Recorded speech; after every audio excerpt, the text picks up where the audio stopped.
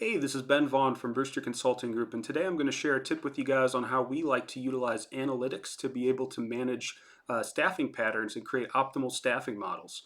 So for today's example, what we're utilizing is a completely fictionalized data set that's designed to resemble a contact center. So people call in with problems, and agents or representatives need to be able to be staffed well enough to be able to answer those calls effectively and in a timely manner. But this same methodology can be used for other industries. For example, in say healthcare, when we're looking at how patients arrive at an emergency department, this is something that could be used for that. Or even in small businesses, if you have say a gym and you want to have a certain ratio of staff members to people in the gym, you can see when people arrive at that gym and staff accordingly. So in this example, we're showing two graphs here. So on the left is going to be your call arrivals, so in this case call arrivals, of when calls come in. So on the rows, you've got the hours of the day. So you've got 6, which represents 6 a.m. to 6:59 a.m., all the way up to 21, which represents 9 p.m. to 9:59 p.m. And then on the columns, you have the days of the week.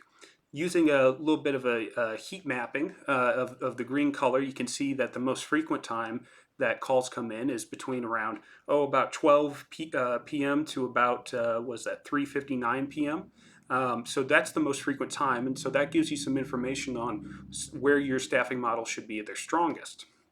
But what really is great is if you can then pair that with what your current staffing model is, and you could say how many calls or how many patients arriving, people arriving per staff member come in over an hour. And that's what we've done on the right here. So this is the same data set, just with the staffing model for this fictionalized call center added in.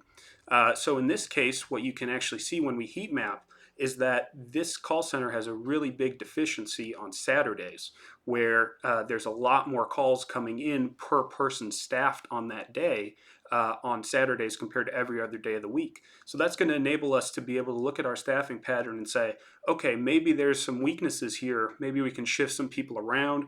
You know, if I'm looking at this, I see Wednesday looks pretty quiet.